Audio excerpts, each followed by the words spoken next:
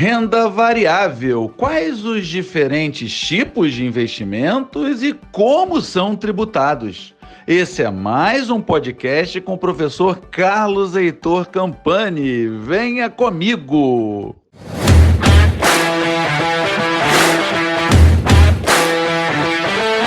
Vamos começar, pessoal, falando do imposto de renda.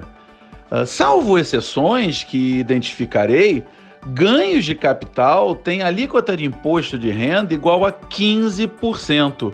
Apenas atenção, porque lucros acima de 5 milhões podem chegar até a alíquota marginal de 30%.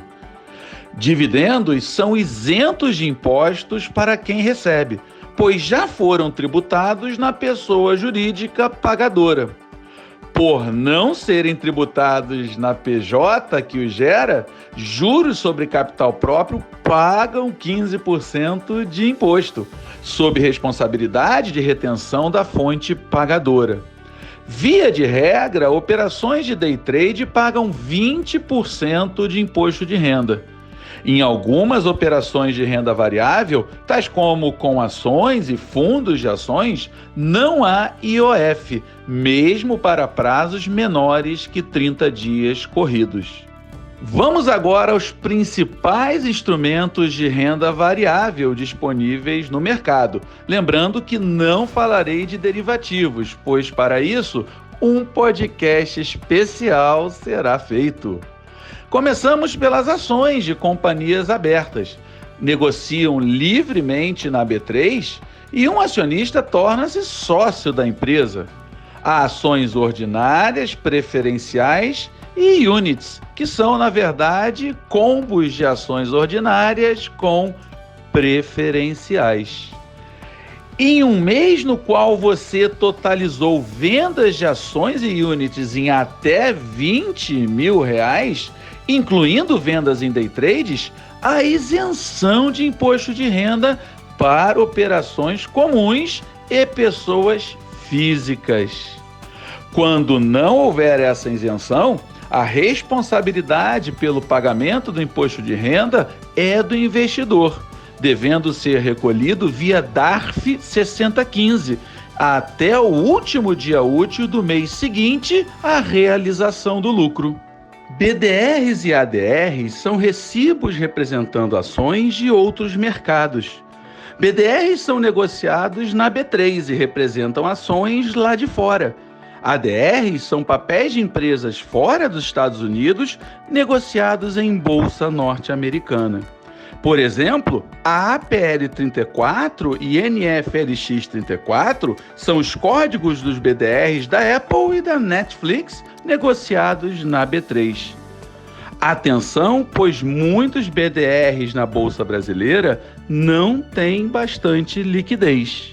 Dividendos recebidos de BDRs pagam sim imposto de renda e, segundo a tabela progressiva, pessoa física, que vai de 0 a 27,5%. Dividendos de BDRs pagam imposto porque são considerados pela Receita como rendimentos recebidos do exterior. A responsabilidade pelo pagamento do imposto é do investidor, até o último dia útil do mês seguinte ao recebimento, através de um DARF 0190.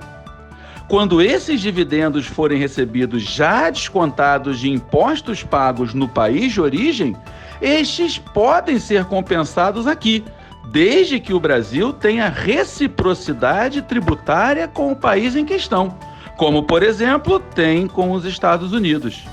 Ressalto ainda que BDRs não têm a isenção para vendas até 20 mil, tal como há para ações e units.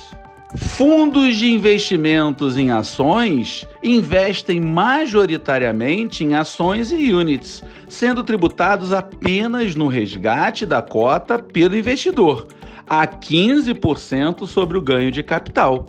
Investidores já recebem valores resgatados líquidos de R, mas ainda assim precisam declarar anualmente à Receita Federal. Como qualquer outro fundo, FIAs não gozam da proteção do FGC, não possuem a isenção em vendas até R$20 mil e cobram taxa de administração e possivelmente taxa de performance. Os Exchange Traded Funds são fundos de investimento negociados em bolsa da mesma forma que ações, com o final 11 em seus tickers. No Brasil, ETFs sempre seguem algum índice, tal como o Ibovespa, seguido atualmente por 5 deles. Há ETFs que seguem o índice norte-americano S&P 500, oferecendo excelente oportunidade de diversificação em dólar.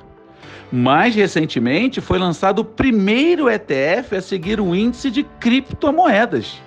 A tributação de ETFs segue o padrão das ações, mas sem a isenção até 20 mil de vendas no mês, ou seja, 15% sobre ganhos e 20% em operações day trade, com responsabilidade pelo pagamento do investidor no mês seguinte à realização do lucro através de um DARF 6015. Fundos de investimentos imobiliários investem em ativos imobiliários diversos. Eles podem investir em CRIs, LCIs, LHs, LIGs, podem também investir comprando prédios, shoppings, hospitais, etc., com o intuito de receber aluguéis. Ou ainda, eles podem investir na incorporação imobiliária, desenvolvendo novos projetos no setor. Atenção ao fato de muitos fundos imobiliários serem fechados, ou seja, você não consegue retirar seu investimento antes de determinado prazo. Para solucionar esse problema, muitos fundos imobiliários são negociados na bolsa, com o final 11 no ticker, tal como units e ETFs, de forma que o investidor pode vender suas cotas para outro investidor. Fundos imobiliários exclusivamente negociados em bolsa e com mais de 50 cotistas são isentos de impostos nas distribuições periódicas, tais como dividendos, para pessoas físicas que tenham até 10% das cotas do fundo. Mas fundos imobiliários, por outro lado, pagam 20% de imposto de renda sobre o ganho de capital, seja em day trades ou mesmo em operações comuns. E esse imposto é devido quando da venda da cota. A responsabilidade pelo pagamento do IR é do investidor, devendo ser recolhido via DARF 6015, até o último dia útil do mês seguinte à realização do lucro. Fundos de investimento multimercado podem investir em diferentes mercados, tais como ações, câmbio, tesouro, renda fixa e até 20% em ativos no exterior. A tributação é da mesma forma que em fundos de renda fixa, ou seja, pela tabela regressiva, que vai de 22,5% a 15%. Há comicotas e IOF para prazos menores que 30 dias corridos. A responsabilidade pelo recolhimento do imposto fica com o fundo, não havendo necessidade do investidor emitir DARF. Fundos cambiais investem majoritariamente em ativos atrelados a moedas estrangeiras. A tributação é a mesma de fundos de renda fixa, ou seja, pela tabela regressiva com comicotas e IOF. A responsabilidade pelo recolhimento dos impostos fica com o fundo, não havendo necessidade do investidor emitir DARF. Fundos de investimentos em cotas investem majoritariamente em cotas de outros fundos, de forma que há, por exemplo, FIIs de FIAs, FIIs de FINs e FIIs de fundos de renda fixa. A tributação, novamente, é a mesma de fundos de renda fixa, com comicotas e IOF. De forma análoga ao exemplo anterior, a responsabilidade pelo recolhimento dos impostos fica com o fundo, sem necessidade de DARF. Os certificados de operações estruturadas constituem uma emissão de crédito por instituição financeira sob a forma de carteiras montadas com derivativos que lastreiam a tese de investimento do produto. A tributação se dá pela tabela regressiva de R, sem come-cotas e com IOF para prazos inferiores a 30 dias. Ao contrário de fundos tradicionais, os COIs não cobram taxas de administração ou de custódia ou de performance, pois as instituições emissoras ganham na precificação deles.